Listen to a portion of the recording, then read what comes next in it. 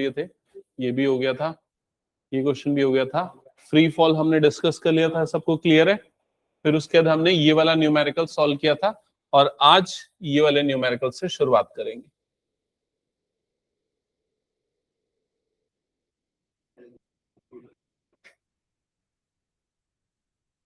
ये एनसीईआरटी का भी क्वेश्चन है और केवी में कई बार आया हुआ एग्जाम में, ठीक है।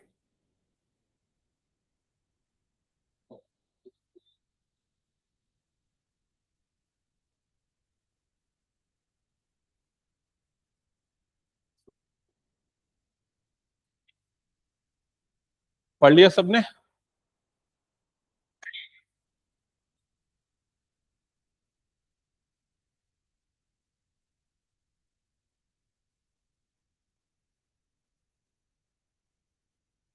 A ball is thrown vertically upward with a velocity of 20 metre per second. तो एक बॉल को वर्टिकली अपवर्ड थ्रो कर रहे हैं with a velocity of 20 metre per second. अभी पूरा सुन लेते हैं ना, कहां से? From a top of multi storied building. उसको बॉल को जो थ्रो कर रहे हैं वो कहां से थ्रो कर रहे हैं? Multi storied building. मान लो ये वो बिल्डिंग हो गई, यहां से थ्रो कर रहे हैं, ठीक है। अपवर्ड, ऊपर की तरफ। एक एक वर्ड इंपॉर्टेंट है, हर चीज ध्यान रखना। ऊपर की तरफ, इस डायरेक्शन में। क्लियर हो गया ये चीज? और किस इनिशियल वेलोसिटी से? 20 मीटर पर सेकेंड। तो इनिशियल वेलोसिटी को हम यू से डिनोट करते हैं, हो गया 20 मीटर पर सेकेंड। क्या ये क्लियर हो गया? फिर क्या लिखा है? The height of the point from where the ball is thrown is 20 metre 25 metre. मतलब जिस बिल्डिंग से इसको फेंक रहे हैं उस बिल्डिंग की हाइट कितनी है? 25 मीटर। यहां तक भी क्लियर हो गया सबको? फिर क्या लिखा है? From the ground, 25 metre from the ground. First question है, what how high will the ball rise? समझ में आया? मतलब ये बोल रहा है कि बॉल कितने ऊपर तक पहुंचेगा, कितने ऊपर तक पहुंचेगा, ये हाइट निकालनी है। क्लियर हुआ क्वेश्चन? तो ये कैसे निकालेंगे? तो भाई जब वो अपने टॉप पे पहुंचेगा तो उस समय उसकी वेलोसिटी क्या हो जाएगी? 0। तो अपने को इनिशियल वेलोसिटी, फाइनल वेलोसिटी मिल गई। एक्सेलरेशन ड्यू टू ग्रेविटी, जी की वैल्यू भी अपने को पता है, क्या लेनी है? 9 नहीं, इधर पे 10 ले लेते क्योंकि सब 10 के मल्टीपल है। 9.8 अपन कब लेंगे? जब 4.9 या 9.8 का डबल ऐसा आएगा तो वो। तो अभी मैं जी की वैल्यू लेता हूं 10, और 10 भी नहीं लूंगा, -10 लूंगा। माइनस क्योंकि ऊपर फेंक रहे, तो ऊपर फेंकते तो जी को नेगेटिव लेते। क्लियर हो गया? हाँ। अब उसके बाद अपने पास 3 इक्वेशन है। पहला equation v is equal to u plus g t. दूसरा है v s is equals to U T plus half G T square. और थर्ड है v square minus u square is equal to 2g s। s बोलो या h बोलो, दोनों का मतलब एक ही है ना? तो अपन कौन सा इसमें यूज करने वाले हैं? Third equation. वैल्यू पुट करो, सॉल्व करो, और s मतलब उसका वर्टिकल डिस्प्लेसमेंट निकाल लो। तो यहां v की जगह पे आ जाएगा 0, माइनस u की जगह पे आ जाएगा 20 का स्क्वायर। और ये समझना ना, माइनस अलग है, 20 का सिर्फ स्क्वायर है, इज इक्वल टू 2g की जगह पे आ जाएगा -10, और s को अपन s रहने देंगे। तो यह आ जाएगा -400 इज इक्वल टू -20s। दोनों से माइनस माइनस कट गया, 0 0 भी काट दो, फिर ये 40/2 इज इक्वल टू s हो जाएगा।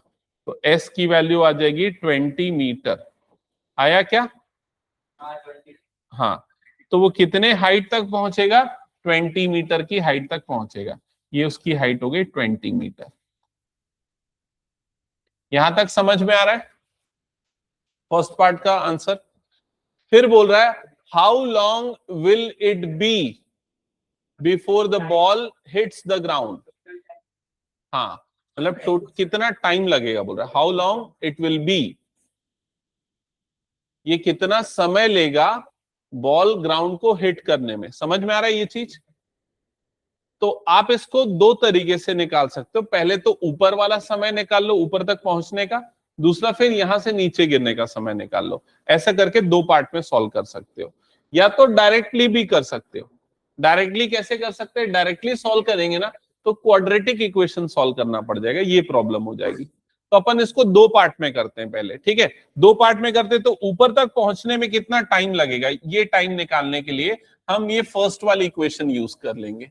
तो फर्स्ट वाली इक्वेशन से t इज इक्वल टू क्या मिल जाएगा यहां पर, v माइनस यू अपॉन जी। समझ में आ गया ये चीज।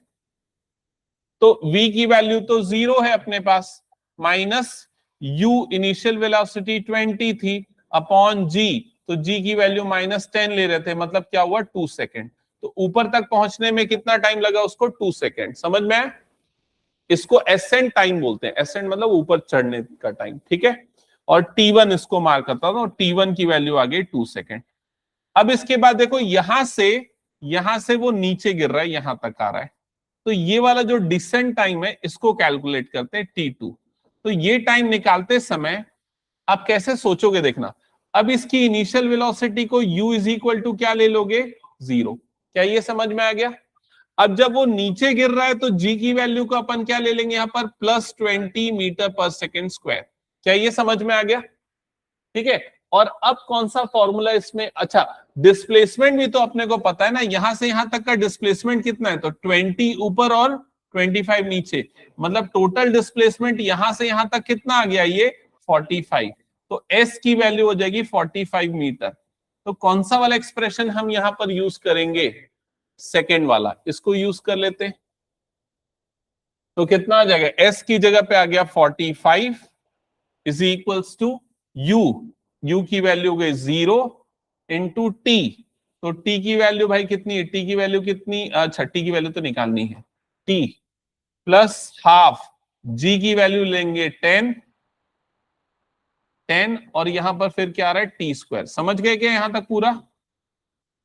तो आ जाएगा 45 इज इक्वल टू 2 5 जा 10, तो ये कितना आ गया 5t स्क्वायर, 5 1 जा 5 9 जा, तो 9 is equal to t square. तो t की वैल्यू यहां पर आएगी 3 सेकेंड, है ना। तो ये 3 सेकेंड कौन सा टाइम है, यहां से यहां तक गिरने का, t2। तो t2 की वैल्यू अपनी हो गई 3 सेकेंड। तो टोटल टाइम कितना लगा फेंकने से लेके नीचे गिरने तक, तो 2 + 3 कितना हो गया, 5 सेकेंड। समझ गए क्या? हाँ हाँ हाँ बिल्कुल, मैं वो बोल भी रहा था। उसके लिए तुमको ये क्वाड्रेटिक इक्वेशन सॉल्व करना पड़ेगा, है ना। हाँ वो भी कर सकते हो। बाकी लोग भी इधर ध्यान देना, इसको डायरेक्टली निकालने के लिए आप ये कर सकते हो, जो s है ना, जो डिस्प्लेसमेंट है ना, उसकी जगह पे क्या डाल देना, -25 डालना। क्यों -20? अब हम सीधा यहां से कैलकुलेट, ऊपर और नीचे नहीं करेंगे, सीधा यहां से कैलकुलेट करेंगे। तो इसके हिसाब से डिस्प्लेसमेंट किधर हुआ, नीचे की तरफ। तो नीचे की तरफ हुआ तो s की जगह कितना लेंगे अपन, -25। समझ में आई ये चीज? फिर उसके बाद u इनिशियल वेलोसिटी, अब 0 नहीं लेंगे, इनिशियल वेलोसिटी क्या लेंगे, 20। तो यहां पर आ जाएगा 20t, और g की वैल्यू अब -10 लेंगे क्योंकि ऊपर फेंक रहे हैं। समझ में? तो कितना हो जाएगा, -10/2, और ये क्या आ जाएगा, t स्क्वायर। तो ये 2 1 जा 2 5 जा ऐसे कटेगा। सिंप्लीफाई करना, क्वाड्रेटिक इक्वेशन बनेगा, सॉल्व करोगे t की दो वैल्यू मिलेगी, एक नेगेटिव आएगी और दूसरी पॉजिटिव। तो जो पॉजिटिव वैल्यू आएगी वो 5 सेकेंड आएगी, जो डायरेक्टली आपको यहां से यहां तक का टाइम कैलकुलेट करे। समझ में आया ये चीज? तो आपको दोनों चीजें क्लियर होनी चाहिए कि अगर अलग अलग पूछा तो कैसे निकालेंगे और एक साथ पूछा तो कैसे। हटा दूं ये क्वेश्चन फिर मैं? अच्छा और भी कुछ बचा है क्या? हाँ, trace the trajectory of the ball. तो trajectory of the ball, trajectory का मतलब जानते हो क्या होता है? हाँ, जैसा आप लोग क्रिकेट में देखते होंगे, वो कई बार दिखाता है ना, कोई सिक्स मारता है तो बॉल कैसे कैसे गई, उसका पाथ बताता है वो लाइन के थ्रू, मार्किंग के थ्रू, तो उसी को बोलते हैं अपन ट्रेजेक्ट्री। समझ में आया ये चीज? तो वो जो भी पाथ बनता है उसका जो इक्वेशन होता है, ये बोल रहा है, वो ड्रॉ करके नहीं बोल रहा है, ड्रॉ करके बताओ, उसका इक्वेशन बोल रहा है, इक्वेशन कैसे बनेगा। समझ में आया? तो उसका जो इक्वेशन बनेगा ना, वो y, वो हाइट के रिस्पेक्ट में रहेगा, हाइट के रिस्पेक्ट में। हाइट उसका चेंज हो रहा है ना, क्योंकि वन डायमेंशनल मोशन है, उसका हाइट चेंज हो रहा है। किसके अकॉर्डिंग चेंज हो रहा है? टाइम के अकॉर्डिंग चेंज हो रहा है। समझ में आ रहा है कि नहीं ये चीज? तो उसका हाइट वाला इक्वेशन ये वाला है, देखो ये वाला दिख रहा है ना, ये। तो यहां पर s की जगह पे बस कुछ नहीं लिखना, y लिख देना। y क्यों? क्योंकि y एक्सिस चेंज हो रहा है। u की जगह पे वैल्यू डाल देना, u की वैल्यू कितनी हो जाएगी 20, तो यह जगह 20t, और ये g की जगह पे क्या डाल देना -10, तो -10/2 मतलब कितना हो जाएगा -5t²। तो ये जो इक्वेशन बनी इसी को उस बॉल की ट्रेजेक्ट्री बोलेंगे। क्या जो मैं बोला वो समझ में आ गया सभी को? ठीक है, 1D मोशन के लिए, क्योंकि यहां पर सिर्फ y चेंज हो रहा है। 2D मोशन होता तो क्या होता, तो दोनों की इक्वेशन आती, x की भी और y की भी, मतलब बॉल ऊपर नीचे नहीं जाएगा, बॉल ऐसे जाएगा। फिर समझ में आ रहा है ना, जो अपन पढ़ने वाले 2D में एक बहुत एक अच्छा टॉपिक है प्लेन में। किसी के स्कूल में चालू गए क्या प्लेन? अच्छा ओके, तो मतलब मैं स्लो चल रहा हूँ क्या? ठीक है। और किस तुम लोग के स्कूल में भी हो गया क्या? ओके, तो वो कर लिया क्या, ट्रेजेक्ट्री का डेरिवेशन कर लिया? 45 डिग्री पे मैक्सिमम डिस्टेंस कवर करता है। ओके ठीक ठीक ठीक, ठीक है चलो बढ़िया। हटा दूं फिर इसको मैं, तो स्पीड करूं क्या मैं भी फिर? चलो ठीक है। क्वेश्चन नंबर 1 2, आंसर छुपा रहा हूं मैं, सॉल्व करो। ये दो क्वेश्चन सॉल्व करने।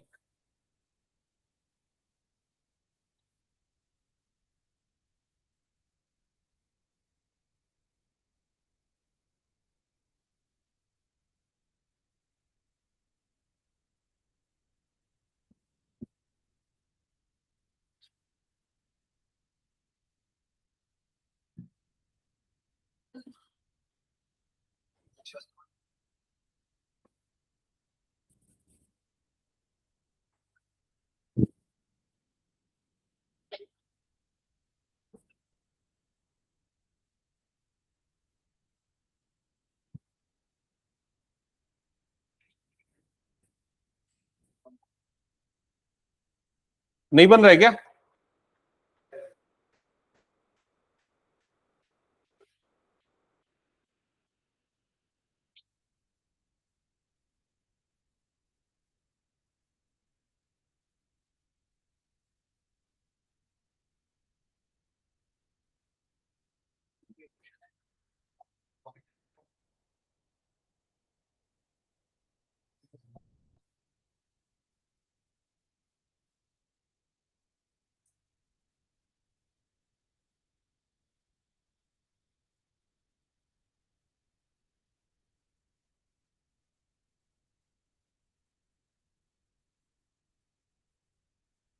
बताऊं क्या? बाकी लोग क्या बोल रहे हैं?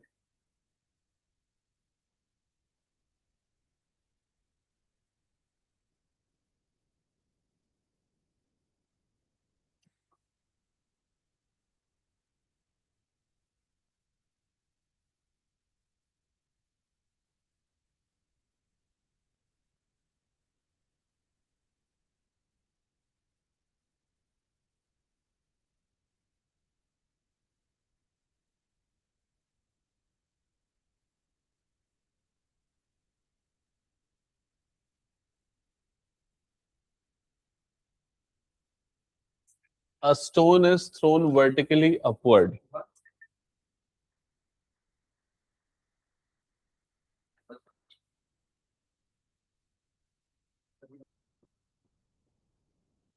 A stone is thrown vertically upward with a velocity of 4.9 metre per second.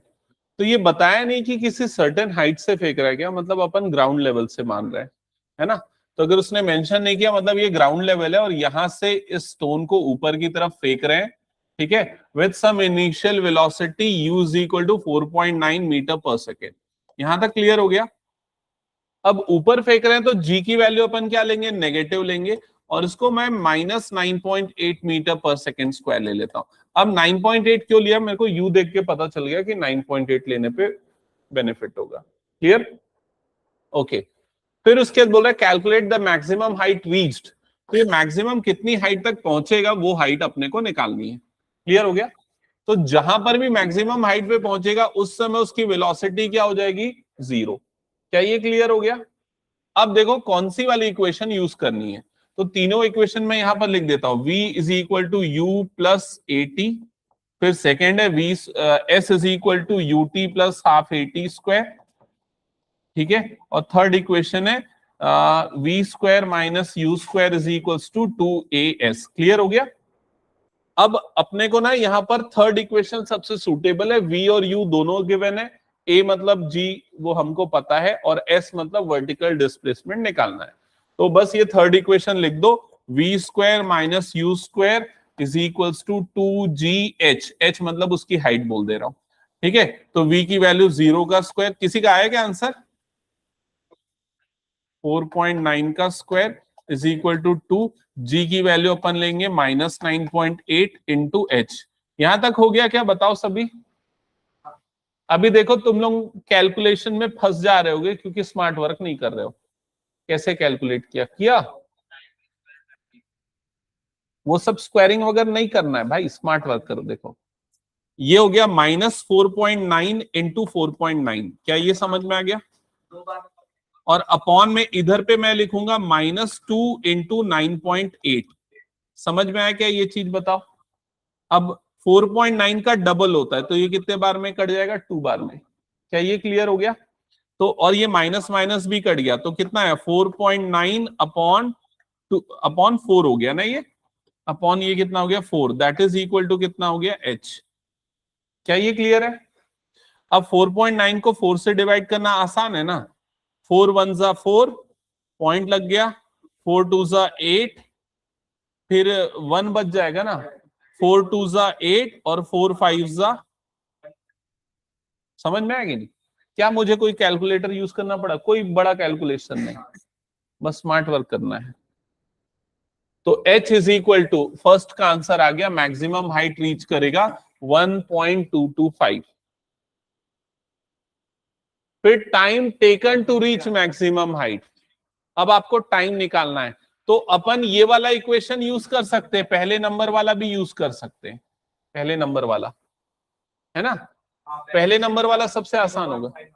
हाँ तो पहले वाला इक्वेशन यूज करेंगे तो v minus u upon g is equal to t हो जाएगा, समझ गए ना। तो v की वैल्यू तो 0 है, माइनस u की वैल्यू भाई कितनी है? 4.9 अपॉन g की वैल्यू अपन कितनी लेंगे? -9.8। माइनस कब लेना है? g सबको क्लियर है ना, ऊपर फेंक रहे हैं तो माइनस, नीचे गिर रहा है तो g प्लस।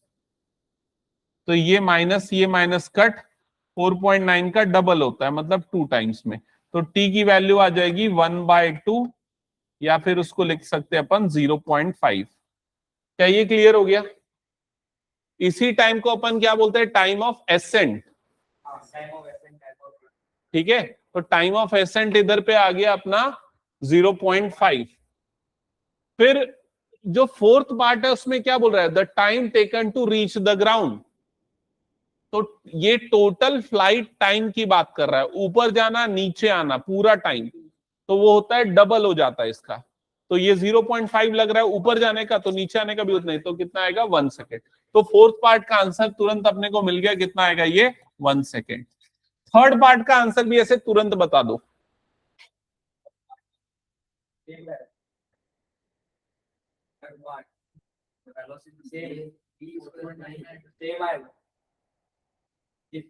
हाँ देखो भाई, एक सिंपल सा कंसेप्ट बता रहा हूं, तुम लोग अगर कभी भी बॉल को ऊपर फेंकोगे ना, जितनी स्पीड से ऊपर फेंक रहे हो वापस तुम्हारी हाथ में आएगा उसी स्पीड पे आएगा, समझ में आ रहा है?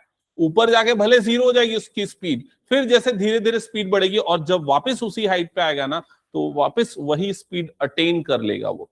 क्या ये समझ में आ गया? ये कंसेप्ट हमने पहले कहीं पर डिस्कस किया था पिछली क्लासेस में, मुझे जहां तक याद आ रहा है। ओके, तो इसका भी आंसर वही होगा, 4.9 मीटर पर सेकेंड। स्टार्ट करो क्वेश्चन नंबर 2।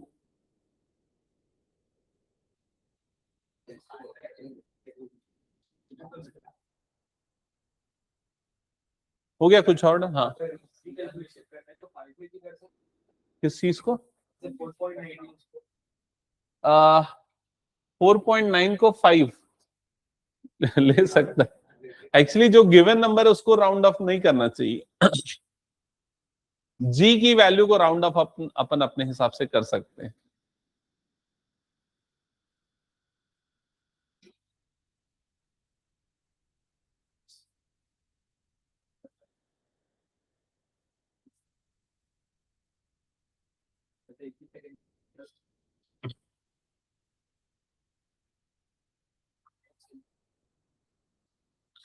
कई बोर्ड्स में क्या होता है 11 से कैलकुलेटर अलाउड हो जाता है।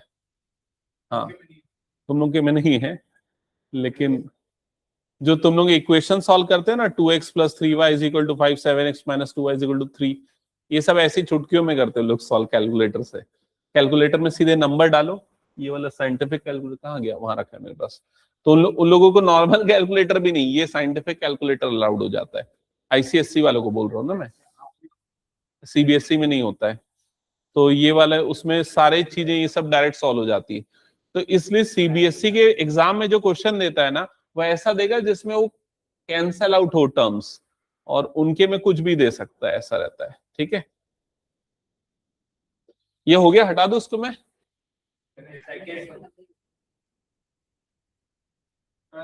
हाँ बोल, कौन सा आखिरी वाला टाइम? भाई देख, जितना टाइम ऊपर जाने में लगेगा उतना ही टाइम नीचे आने में लगेगा। ऊपर जाने में कितना टाइम लगा, 0.5, नीचे आने में भी कितना लगेगा, 0.5। समझ गया, प्लस कर देगा तो 1। और कोई डाउट?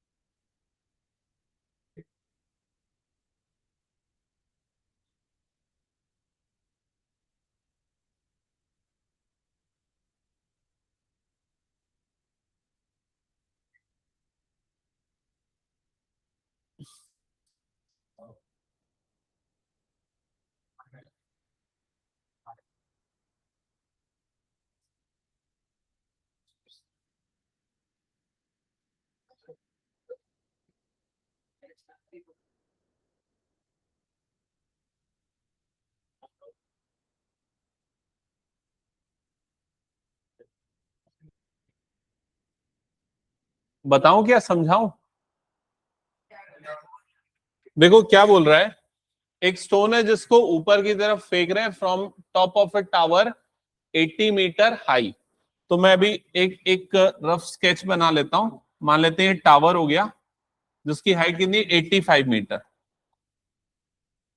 यहां से इसके टॉप से उस स्टोन को ऊपर की तरफ फेंक रहे हैं, reaches the ground in 5 second. तो ये ऊपर जाता है सर्टेन हाइट तक, फिर वापस नीचे आ जाता है, और टोटल टाइम उसको कितना लगा, 5 second.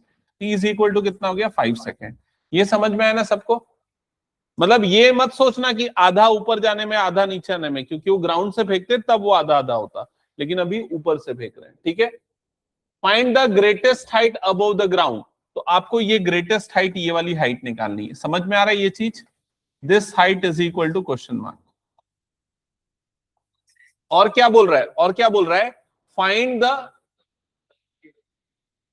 The velocity with which it reaches the ground. ये ग्राउंड में किस वेलोसिटी से पहुंचेगा, टाइम टेकन टू रीच। ठीक है, बहुत सारी चीजें बोला है। जी की वैल्यू यहां अपने को कितनी लेनी है, -10 metre per second square. Okay, अब एक काम करते हैं, हम देखते हैं कि भाई हमारे पास जो जो चीजें गिवन है उसको कैसे यूज कर सकते हैं, और कौन कौन सी इक्वेशन हमको पता है। फर्स्ट है v is equal to u plus a t. Second है s is equal to U T plus half a t square. और थर्ड इक्वेशन है, थर्ड इक्वेशन कौन सी है, v square minus u square is equals to 2as। Okay, अब इधर पे ध्यान देना, अगर मैं सेकेंड वाले इक्वेशन की बात करता हूं, तो ये इक्वेशन में मेरे पास सबसे ज्यादा चीजें पता है। हम मेरे को क्या क्या पता है, s की वैल्यू पता है। s की वैल्यू कितनी है बताओ? नहीं, s की वैल्यू क्या बताओ, -85। s की वैल्यू कितनी है, -85। -85 क्यों हुआ, समझ में आ रहा है ना? क्योंकि वो नीचे जा रहा है। समझ में आया ये चीज? टी की वैल्यू भी मेरे को पता है, टी की वैल्यू कितनी है 5 सेकेंड। क्या ये क्लियर हो गया? और ए मतलब यहां पर जी है, तो जी की वैल्यू कितनी है -10। ये सब मैं इसमें डालूंगा तो मेरे को क्या मिल जाएगा, यू मिल जाएगा। यू मतलब इनिशियल वेलोसिटी जिससे हम उसको थ्रो कर रहे हैं। कैलकुलेट करो यू कितना आ रहा है बताओ। हाँ नहीं नहीं, हम जिस तरफ फेंक रहे हैं ना, हम उसी जी को कंसीडर करेंगे। समझ में आ रहा है? मतलब तेरा डाउट मैं समझ गया। तेरा डाउट ये है कि सर ऊपर फेंक रहे हैं। हाँ, किसको? देख सुन, क्या होता है जब ऊपर से कोई चीज नीचे आ रही है ना, ठीक है, जब फ्री फॉल हो रहा है, तो उस केस में जी की वैल्यू पॉजिटिव लेंगे और हाइट को भी अपन क्या लेंगे, पॉजिटिव लेंगे। समझ में आ रहा है ये चीज? लेकिन जब हम इनिशियल वेलोसिटी ऊपर की तरफ फेंक रहे हैं ना, तो उस केस में जिस तरफ हमने फोर्स लगाया उसके अपोजिट डायरेक्शन में उसका डिस्प्लेसमेंट हुआ, तो इसीलिए एच की वैल्यू नेगेटिव लेंगे। समझ में आ रहा है ये चीज?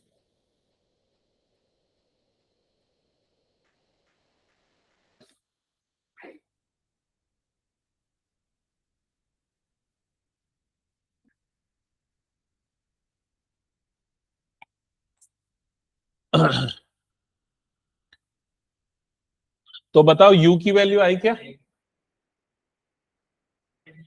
आया? तुम्हारा आया क्या?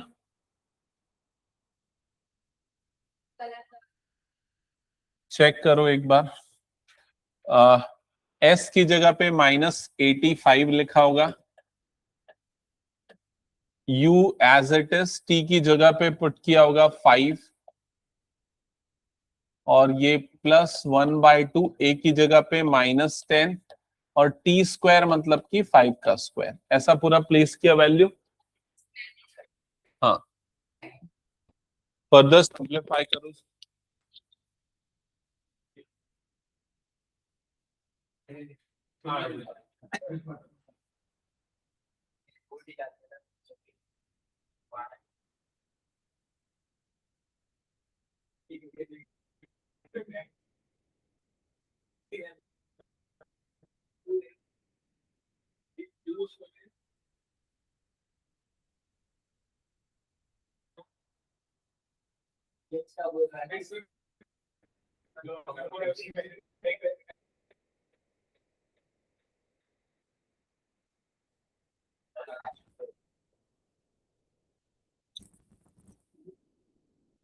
हाँ, तो आई होप ये सॉल्व करोगे बाकी लोग।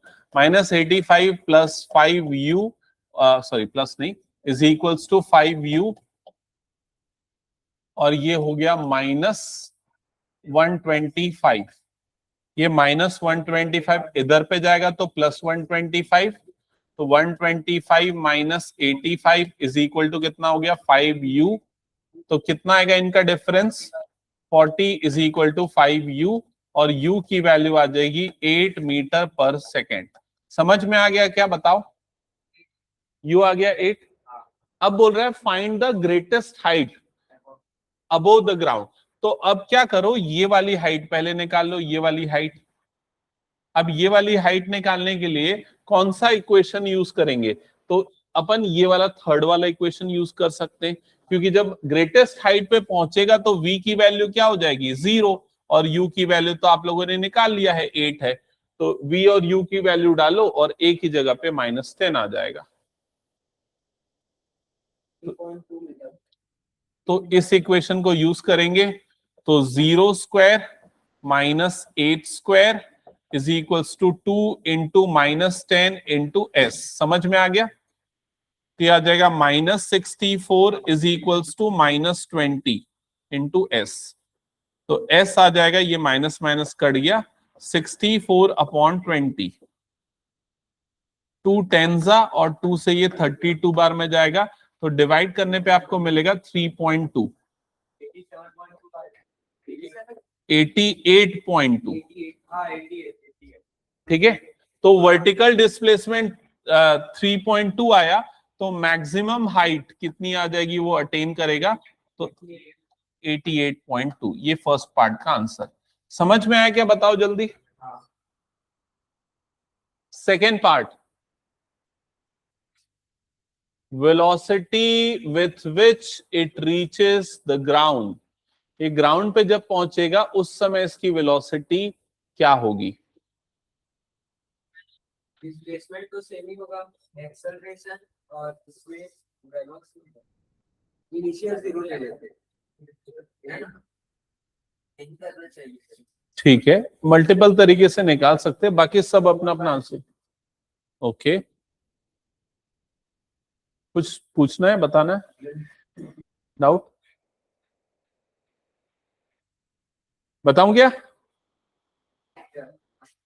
अब देखो क्वेश्चन को कहां से देख रहे हो उसके ऊपर है कि अगर तुम लोगों को ये कौन सी वेलोसिटी निकालना है वो समझ में आ गया ना।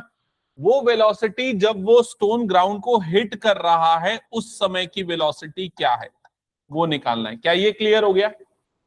तो वो वेलोसिटी को निकालने के लिए आप ये यहां से देखो, जब वो अपनी मैक्सिमम हाइट पे था तो उस समय उसकी वेलोसिटी क्या थी बताओ। जब अपनी मैक्सिमम हाइट पे पहुंचा तो उसकी वेलोसिटी क्या हो गई? 0। जब वो फाइनल पॉइंट पे पहुंचा, ग्राउंड पे पहुंचा, तब की वेलोसिटी निकालनी है। ये चीज क्लियर हो गई? और उसका मैक्सिमम डिस्प्लेसमेंट आपको पता है क्या? बताओ, उसको पता है ना मैक्सिमम हाइट तक कितना है? 88.2 मीटर। क्या ये समझ में आ गया? और जी की वैल्यू क्या लेंगे इधर पे? +10। जी की वैल्यू क्या लेंगे? +10। अब देखो जी हो गया, वी हो गया, यू हो गया, कौन सा फॉर्मूला यूज कर लेंगे? थर्ड वाला, जिसमें वी निकालना है, यू की वैल्यू 0 लेंगे, जी की वैल्यू 10 लेंगे, एस की वैल्यू 88.2 है। समझ गए?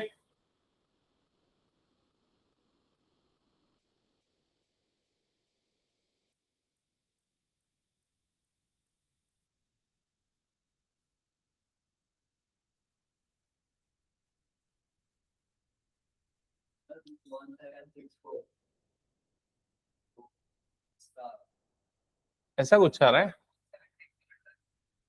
v² = 2 इंटू जी की जगह पे 10 रखा, इंटू एस की जगह पे क्या रखा? 88.2।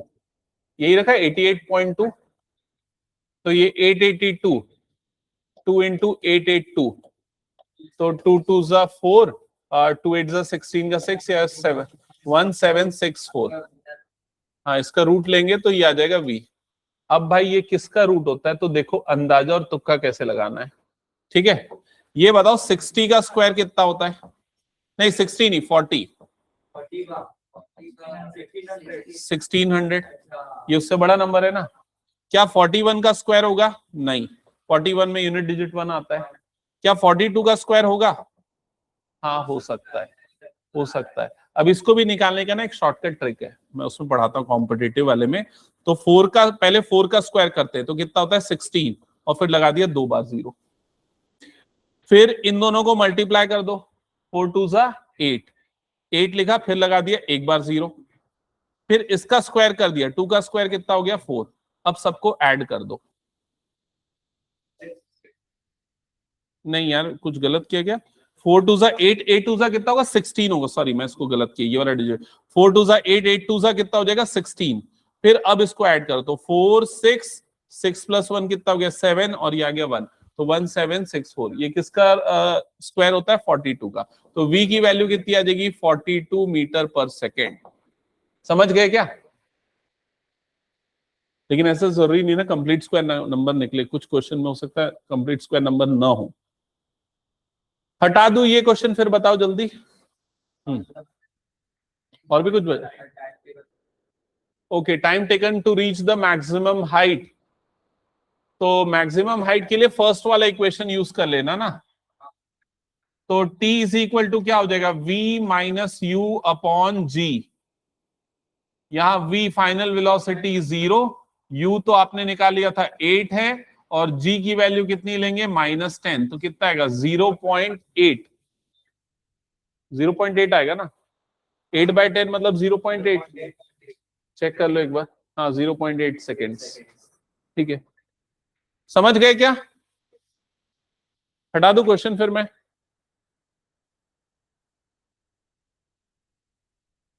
ये वाला क्वेश्चन यार नहीं बना पाओगे। ट्राई कर ले सकते हैं। अरे नहीं बनेगा, क्या ट्राई करोगे, वो तुम लोगों को डिफरेंशिएशन में चेन रूल नहीं पढ़ाया ना मैं, तो चेन रूल एक्चुअली बहुत कॉम्प्लिकेटेड हो जाता है। इसको बाद में मैं जब जब तुम लोग पढ़ लोगे ना चेन रूल, तब ये ऐसी चुटकियों में बन जाएगा क्वेश्चन, लेकिन उसको पढ़ने में थोड़ा सा आधे घंटे का समय लग जाता है। ठीक है, तो इसको मैं ध्यान रखा हूं, मैं बाद में जब पढ़ाऊंगा ना डेरिवेटिव एक बार डिटेल में तब बता दूंगा। ये वाला क्वेश्चन कर लो तब तक। ये AIEEE पुराना जेई मेन है, समझ गए ना। पहले क्या होता था, पहले NIT में एडमिशन लेना है तो AIEEE, IIT में एडमिशन लेना है तो जेई, स्टेट इंजीनियरिंग कॉलेज में लेना है तो पीटी, 3 अलग एग्जाम होते थे। तो ये AIEEE उस जमाने का है, और ये 2004 का है, मतलब मैं जिस साल दिया था उसके 1 साल पहले का, मैं 2005 में दिया था।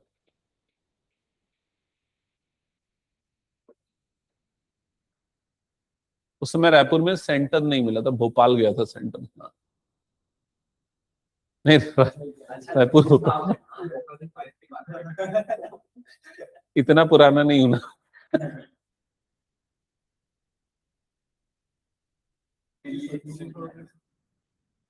तो इसके क्वेश्चन ना टफ होते थे यार, और तुम लोग अब अगर पढ़ रहे होगे ना तो शायद अंदाजा लग गया होगा कि ये इतना आसानी से तो बना नहीं पाओगे।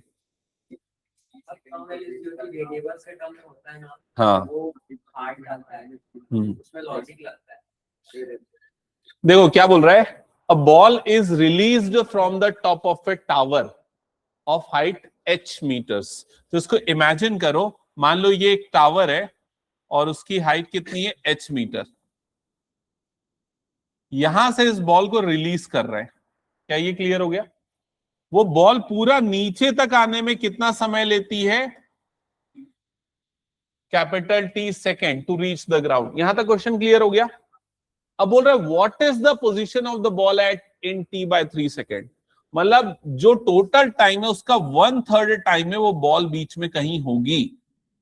समझ गया ना, T/3 टाइम के बाद वो बॉल बीच में कहीं होगी, उसकी पोजीशन बताओ वो कहां पर है, ऊपर से कितनी नीचे है या नीचे से कितनी ऊपर है। समझ गए क्या क्वेश्चन क्या पूछना चाह रहा है? तो जो भी तुम्हारा आंसर आएगा वो इन टर्म्स ऑफ h आएगा।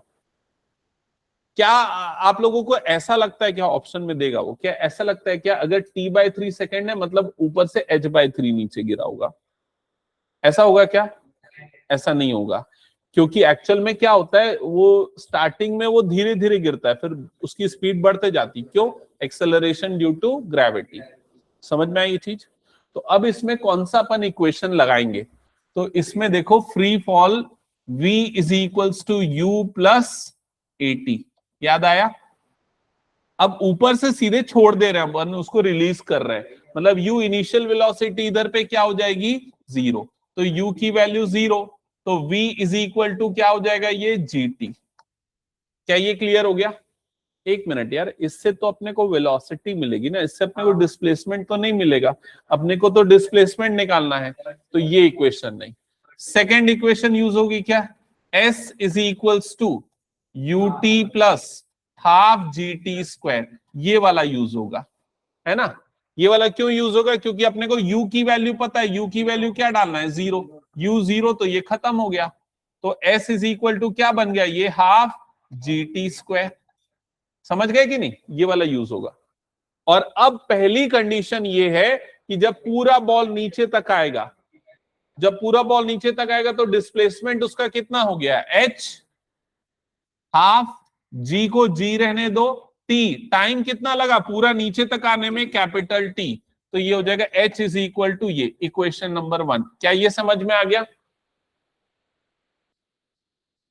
अब दूसरा इक्वेशन कैसे निकलेगा, जब वो इतने देर तक गिरा, इतने देर तक गिरा, तब वो कितना नीचे आया वो नहीं पता है ना अपने को, तब अपन उस हाइट को क्या मान लेते हैं, h डैश। ठीक है, अब इसी इक्वेशन में डिस्प्लेसमेंट की जगह पे क्या लिख दो, h dash equal to half g, और t की जगह पे, टाइम की जगह पे अब कितना आ जाएगा, T/3 का होल स्क्वायर। क्या ये समझ में आ गया, बताओ जल्दी। तो h dash is equals to कितना हो जाएगा, हाफ GT स्क्वायर अपॉन 9। क्या ये समझ में आ गया, बताओ। अभी एक चीज देखो, इक्वेशन नंबर 1 में तुम लोगों ने हाफ जी टी स्क्वायर की वैल्यू निकाल ली थी। हाफ जी टी स्क्वायर की वैल्यू कितनी थी? h। तो भाई ये हाफ जी टी स्क्वायर की जगह पे h डाल दो, तो h dash is equal to कितना हो जाएगा? h upon 9। समझ में आया कि नहीं? तो वो कितने हाइट तक पहुंचे, कितने हाइट तक गिरा है? h/9 हाइट तक गिरा है। और कितना ऊपर है अभी भी वो ग्राउंड से, अगर ये पूछ देगा, मेरी बात समझ में आई ना? वो कितना नीचे गिर चुका है अभी? h/9 इतना हाइट तक नीचे गिर चुका है, लेकिन अभी ग्राउंड लेवल से कितना ऊपर है ये बताओ? h-h/9 मतलब कितना हो जाएगा? 9 - 1 मतलब 8h/9। Still the ball is 8h/9 metre above the ground. क्या ये समझ में आ गया क्वेश्चन सभी को? हटा दूं क्या? अब मेरे को नहीं पता तुम लोग स्कूल वाले कितना टफ कितना इजी क्वेश्चन देंगे, बट ठीक है, मैं पढ़ा दिया।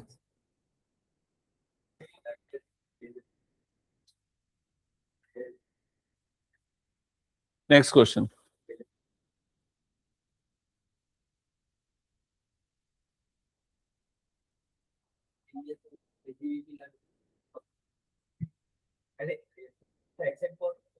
अच्छे से पढ़ो क्वेश्चन को, इतना जल्दी कंक्लूजन तक मत पहुंचो।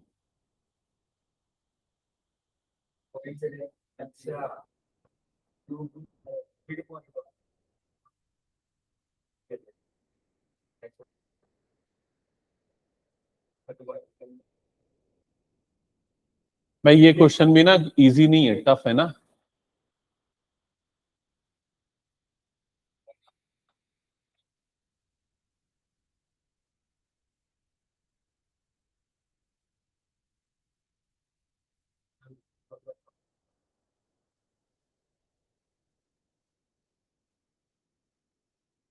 क्वेश्चन समझ में आया क्या सबको? एक्सप्लेन करना है एक बार? एक्सप्लेन करूं? चलो इधर पे ध्यान से देखो क्या लिखा है। क्वेश्चन में लिखा है कि पॉइंट पी क्यू आर जो है वो वर्टिकल लाइन में है। तो ये इस तरीके से ऐसे है, ये मान लेते हैं यहां पर पॉइंट पी हो गया, यहां पर पॉइंट क्यू हो गया, और यहां पर पॉइंट आर हो गया। ये समझ में आ गया? Such that P Q is equal to P R. तो पी क्यू का जो डिस्टेंस है, मान लेते हैं पी क्यू का डिस्टेंस x है, तो क्यू आर का भी डिस्टेंस कितना है? x है। यहां तक की चीजें क्लियर हो गई? फिर क्या लिखा है? A ball is allowed to fall freely. Freely P से एक बॉल को फ्रीली रिलीज किया जाता है, फ्री फॉल वाली condition. What is the ratio of time of descent through P Q and Q R? मतलब ये बोल रहा है कि वो जब बॉल यहां से यहां तक गिरी तो जो टाइम लगा T1, ये टाइम ऑफ डिसेंट है फ्रॉम P टू Q। और जब यहां से यहां तक गिरी तो वो पॉइंट ऑफ डिसेंट है कहां से, टाइम ऑफ डिसेंट है कहां से कहां तक? Q से लेके R तक। क्या मैं सही पढ़ रहा हूं? Ratio of times of descent through PQ and QR। तो PQ में टाइम ऑफ डिसेंट और QR में टाइम ऑफ डिसेंट, इसका रेशियो निकालना है। क्या ये इक्वल होगा? क्योंकि डिस्टेंस तो इक्वल कवर कर रहा है, तो टाइम भी क्या इक्वल लगेगा? नहीं लगेगा, क्योंकि वेलोसिटी बढ़ रही है तो पहले ज्यादा टाइम लगेगा, लेकिन बाद में बहुत कम टाइम में उतना ही डिस्टेंस कवर करेगा। लेकिन क्या रेशियो होगा वो अपने को निकालना है, और वो कैसे निकलेगा ये देखना है। तो सबसे पहले हम कौन सी इक्वेशन यूज करेंगे वो सोचते हैं। और एक और चीज यहां नोटिस करते हैं हम कि भाई अपन जब रिलीज कर रहे थे फ्रीली तो यू की वैल्यू अपने को क्या लेनी है? 0। क्या ये समझ गए ना? हाँ।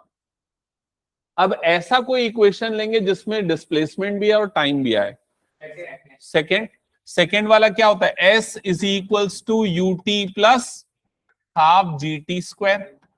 अब ये U वाला तो 0 हो जाएगा क्योंकि फ्री फॉल हो रहा है, और डिस्प्लेसमेंट अभी P से Q तक वाला अगर मैं ले रहा हूं तो उसका डिस्प्लेसमेंट कितना हो गया? X equal to half G, और ये टाइम को मैं T1 स्क्वायर ले लेता हूं। ये समझ में आ गया? टाइम को मैंने T1 ले लिया, T1 स्क्वायर एकदम ऐसे ही जैसे पिछला वाला क्वेश्चन कर रहे थे, लगभग वैसे ही बन रहा है। और इसको मैं इक्वेशन नंबर 1 कंसीडर कर लेता हूं। यहां तक क्लियर हो गया? बताओ जल्दी। अब क्या करोगे? अब अगर QR करने जाओगे तो एक प्रॉब्लम में फंस जाओगे, क्योंकि उसमें U 0 नहीं होगा। क्योंकि जब वो Q तक पहुंच चुका है then it has some certain initial velocity, तो वहां करने में आप फंस जाओगे। तो मैं एक चीज बताता हूं, आप एक काम करो, आप पूरा PR कर लो, पूरा PR तक का कर लो। तो पूरा PR तक का करोगे तो अब फिर से डिस्प्लेसमेंट कितना हो जाएगा, 2x। 2x क्यों हुआ, P से लेके R तक ले रहे हैं अपन, समझ गए ना। U की वैल्यू अपन फिर से 0 लेंगे तो काम खत्म हो गया, प्लस हाफ GT²। तो अभी अपन ने T को T लिया था, तो अब T को क्या लेंगे, T1 प्लस T2, तो यह आ जाएगा T1 प्लस T2 का होल स्क्वायर। क्या ये समझ में आ गया, बता दो। इसको अपन इक्वेशन नंबर क्या ले लेंगे, 2 ले लेंगे। यहां तक क्लियर हो गया। अब अपने को रेशियो चाहिए, तो एक काम करते हैं, डिवाइड कर देते हैं, डिवाइड कर देते हैं इक्वेशन 2 डिवाइडेड बाय 1 कर देते हैं, ठीक है। इक्वेशन 2 डिवाइडेड बाय 1, 2 बड़ा है ना इसलिए 2 ऊपर ले लेते हैं। तो ऊपर में क्या आ जाएगा, 2x अपॉन x, ऐसी होगा। राइट साइड में क्या होगा, हाफ जी T1 प्लस T2 का होल स्क्वायर। नीचे में क्या आ जाएगा, हाफ जी T1 का स्क्वायर। क्या ये समझ में आ गया, बता दो। अब ये x और x कट जाएगा, हाफ जी कट जाएगा, तो क्या बचेगा यहां पर 2। और मैं इसको क्या लिख सकता हूं, इसको मैं ऐसा होल स्क्वायर लिख सकता हूं कि नहीं, T1 plus T2 by T1 का होल स्क्वायर। क्या ये समझ में आ गया, बताओ। अब इसके बाद ये स्क्वायर को हटाता हूं तो इधर पे क्या लग जाएगा, रूट। अच्छा, मेरे को क्वेश्चन में निकालना क्या है, वो क्लियर है ना। T1 अपॉन T2 ये वाला रेशियो मेरे को निकालना है। तो अब आगे का सिंप्लीफिकेशन मैं वही सोच के करूंगा कि कैसे T1 बाई T2 मिलेगा। तो पहला स्टेप मैंने स्क्वायर हटाया तो इधर पे लग जाएगा रूट, तो ये क्या बच जाएगा, √2 is equal to T1 plus T2 upon T1। क्या ये क्लियर हो गया। ये T1 ऐसे नहीं कटेगा भाई, उसको सेपरेट करके काटेंगे। हाँ, तो T1 अपॉन T1 करेंगे प्लस T2 अपॉन T1 करेंगे। समझ में आएगी नहीं ये चीज। अब ये T1 अब कटेगा तो ये कट के 0 नहीं होगा, ये क्या होगा, 1। तो √2 इज इक्वल टू क्या हो जाएगा, 1 प्लस T2 अपॉन T1। क्या ये समझ में आ गया। अब ये 1 को उधर पे डाल देंगे, 1 को उधर पे डालेंगे तो क्या हो जाएगा, ये expression √2 minus 1 is equal to T2 upon T1। क्या ये समझ में आ गया। अब रेसिप्रोकल कर दो, इसके अपॉन में क्या है 1, तो रेसिप्रोकल करेंगे तो 1 अपॉन √2 माइनस 1, ये क्या आ जाएगा T1 अपॉन T2। क्या ये समझ में आ गया। तो ये दोनों का रेशियो कितना हुआ, T1 इज टू T2 का रेशियो हो गया 1 इज टू √2 माइनस 1। समझ में आई ये चीज। तो ऐसा क्वेश्चन डायरेक्टली पूछता है। ये जो क्वेश्चन है ना, मतलब ये क्वेश्चन फाइनल एग्जाम जो वो वाले होते हैं ना, क्या बोलते हैं, कॉम्पिटिटिव वाले, उसमें डायरेक्ट ये क्वेश्चन पूछ देता है। ये ध्यान रखना, मतलब ये कुछ टर्म्स है स्पेशली नीट वाले बच्चों के लिए मैं बता रहा हूँ। नीट वाले बच्चों के लिए ये सब ऐसे वाले क्वेश्चन पूछ देता है, क्या रेशियो होगा। ठीक है, हटा दूं फिर इसको मैं। चलो नेक्स्ट। अब यहां पर से जो है ना एनसीईआरटी के क्वेश्चन चालू होते हैं।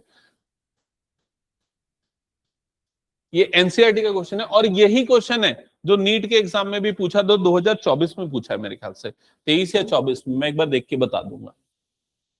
चलो पढ़ो तो जल्दी से। Position time graph of 2 children A and B returning from their school O। तो स्कूल जो है O पे है, दिख रहा है O, स्कूल दिख गया। हाँ, 2 बच्चे हैं A और B जो घर जा रहे हैं। जैसी छुट्टी हुई A जो है तुरंत स्कूल से निकल गया, दिख रहा है ना। A का डिस्प्लेसमेंट चालू हो गया वहां पर, लेकिन B जो है स्कूल में पड़ा हुआ है, वो टाइम आगे बढ़ते जा रहा है। ये देखो, ये टाइम है ना, एक्स एक्सिस में टाइम है, ये टाइम आगे बढ़ते गया, वो अभी तक नहीं निकला है स्कूल से। ठीक है, वो स्कूल से अब निकल रहा है। क्या ये समझ में आया। ठीक है, ये है। और इसके बाद फिर क्या बोल रहा है, to their home P and Q, अपने अपने घर जा रहे हैं P और Q। अब देखो ये A निकला, धीरे धीरे चलते हुए गया और ये अपने घर पहुंच गया। ठीक है, P तक, P उसका घर P पे है। ठीक है, मतलब ये टाइम है और ये डिस्प्लेसमेंट है। समझ में आ रहा है कि नहीं ये चीज? ये दूसरा वाला निकला, ये अपने घर पहुंच गया। बताओ तो किसका घर ज्यादा दूर है? बी का घर ज्यादा दूर है ना? और पी का घर जो है वो पास है। क्या ये क्लियर हो गया? तो पहले में क्या पूछा है, ए और B leaves closer than B और ए, तो कौन किससे ज्यादा पास में रहता है? A lives closer to the school than B. A जो है बी के कंपैरिजन में स्कूल उसका पास है। ठीक है, फिर क्या बोल रहा है, कौन पहले स्टार्ट किया दूसरे के कंपैरिजन में? A starts from the school earlier than B. फिर क्या पूछ रहा है, कौन ज्यादा तेज चल रहा है? कैसे पता चला बी तेज चल रहा है? दोनों सेम टाइम पे घर पहुंचे हैं, लेकिन बी का घर ज्यादा दूर है। ये कॉमन सेंस वाला आंसर है, थोड़ा टेक्निकल आंसर बताओ।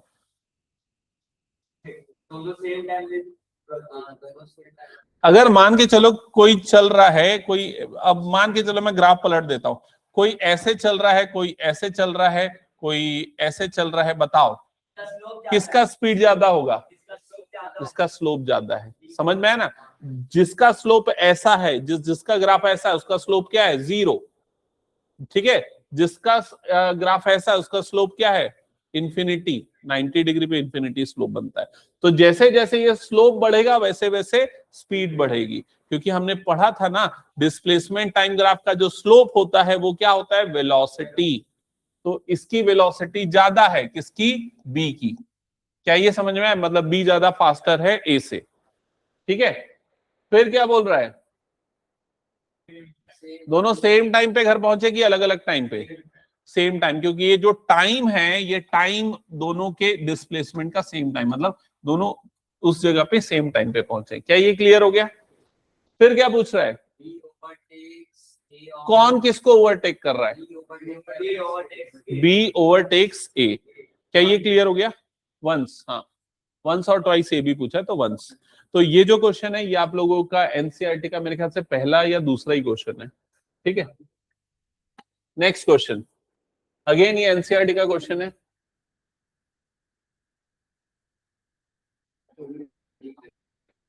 अरे पढ़ो ना जल्दी, क्वेश्चन पढ़ाई में ध्यान दो।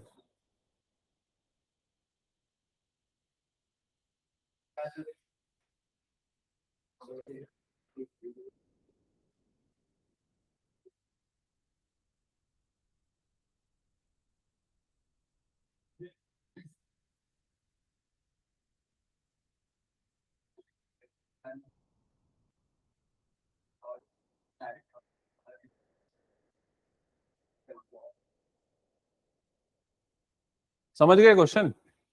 समझाओ मेरे को।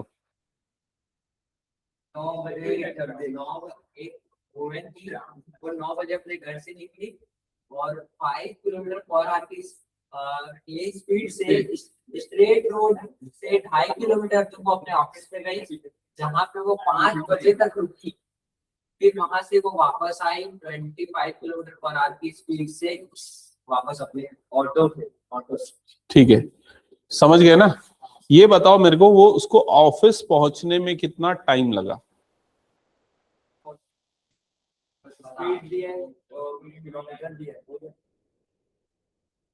जब वो ऑफिस ऑफिस जा रही थी तो टाइम कितना लगा? तो कितने स्पीड से जा रही थी वो? इतने स्पीड से, 5 किलोमीटर पर आवर की स्पीड से। उसका ऑफिस कितना दूर है? 2.5 किलोमीटर दूर है। मैं क्या पूछ रहा हूँ, time. Time is equal to distance into speed. नहीं, क्या गलत बोल रहा हूँ, फॉर्मूला क्या होता है? Time is equal to distance upon speed. तो t इज इक्वल टू कितना हो जाएगा? डिस्टेंस हो गया 2.5, स्पीड हो गया 5। समझ में आया ना ये चीज? तो 1 जा और ये क्या हो जाएगा 2 जा, डबल होता है ना, 1/2, 1/2 आवर्स। आधे घंटे उसको समय लगे, मतलब 30 मिनट्स। तो अगर वो 9 बजे घर से निकल रही है तो कितने बजे घर पहुंचेगी? घर नहीं, ऑफिस कितने बजे पहुंचेगी? 9:30 को पहुंचेगी। क्या यहां तक क्लियर हो गया? अब बताओ वो ऑफिस से 5 बजे निकल रही है, बताओ वो घर कितने बजे पहुंचेगी? आते समय वो ऑटो में आ रही है ना, ऑटो में आ रही है तो ऑटो की स्पीड अलग है, डिस्टेंस ऑफिस अभी भी उतना ही 2.5 है, लेकिन ऑटो पे आ रही है तो ऑटो की स्पीड कितनी होगी 25 किलोमीटर पर आवर। तो कितना हो जाएगा,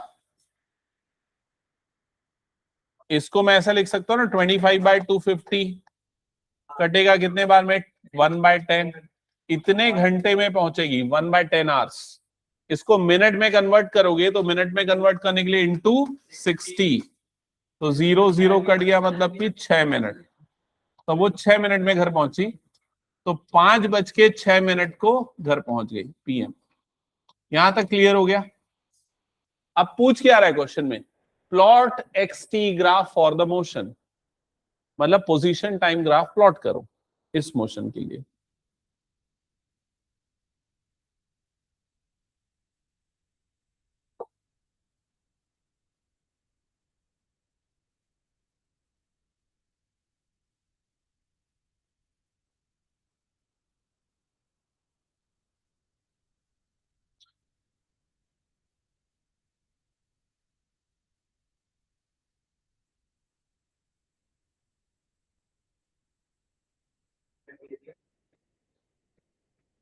हम्म हम्म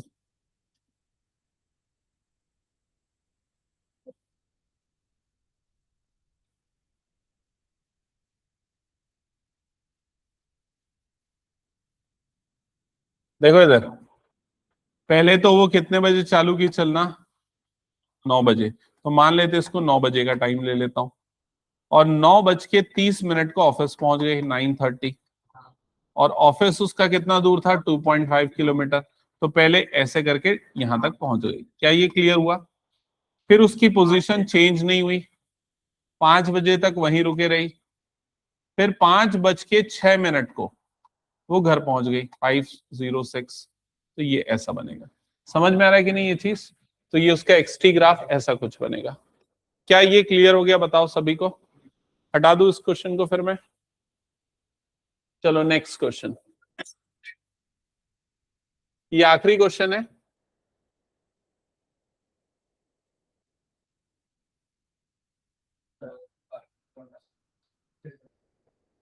और फिजिक्स का प्रैक्टिकल होता है, लेकिन ये वाला मत करना।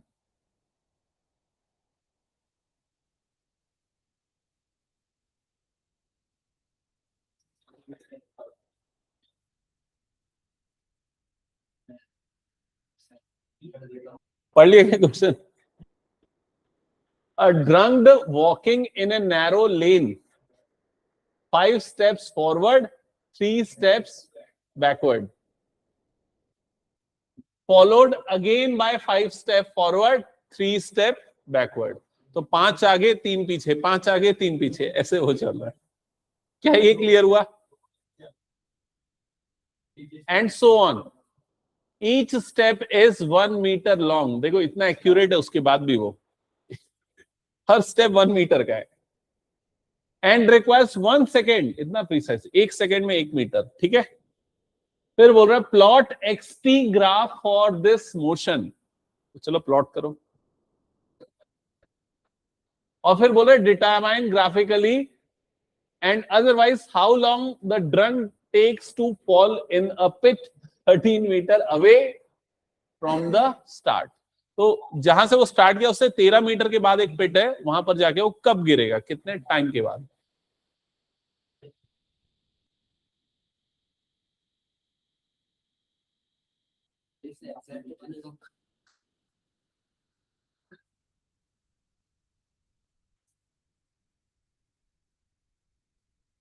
देखो इधर पे, सबसे पहले तो मैं यहां पर ना ये मार्किंग कर देता हूं 1 2 3 4 5 6 7 8 9 10 11 12 13 मीटर तक बनाना जरूरी है, क्योंकि गड्ढे में गिर रहा है 13 मीटर दूर, ठीक है।